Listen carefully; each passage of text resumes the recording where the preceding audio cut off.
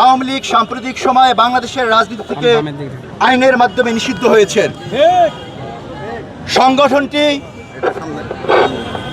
আজকে ৭৭ বছর তার প্রতিষ্ঠাবার্ষিকী, কিন্তু এই সংগঠনটির যদি আমরা ইতিহাস বিশ্লেষণ করি তাহলে এই সংগঠনটি স্বাধীনতার পর এদেশের ৩০ লক্ষ শহীদ যেই আকাঙ্ক্ষাকে ধারণ করে, যেই গণতন্ত্রকে ধারণ করে তারা বাংলাদেশের স্বাধীনতা ছিনিয়ে এনেছিল, এই দলের তৎকালীন শেখ মুজিবুর রহমান বাংলাদেশের সেই স্বাধীনতাকে, গণতন্ত্রকে হরণ করে তিনি একদলীয় বাকশাল কায়েম করেছিলেন সংসদে।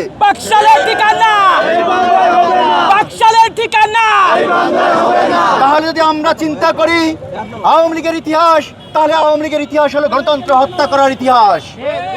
তৎকালীন শেখ মুজিবের সরকার জাসদের প্রায় লক্ষাধিক নেতাকর্মীকে খুন করেছিল। তাহলে যদি আমরা আওয়ামী লীগের ইতিহাস বিশ্লেষণ করি তাহলে আওয়ামী লীগের ইতিহাস হলো খুনের ইতিহাস। তৎকালীন আওয়ামী লীগের নেতারা, মন্ত্রীরা সংসদে বলেছিল, শেখ মুজিব বলেছিলেন যে সবাই পেয়েছে সোনার খনি, আমি পেয়েছি চোরের খনি। তাহলে আওয়ামী লীগের ইতিহাস হলো চোরের ইতিহাস।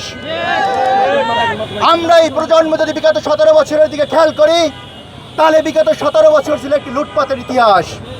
বিগত ১৭ বছর শুধুমাত্র বিএনপির ২০০০-এর অধিক নেতাকর্মী গুম এবং খুনের শিকার হয়েছে, ৮০ লক্ষ মামলার শিকার হয়েছে, হাজার হাজার মানুষ খুনের শিকার হয়েছে।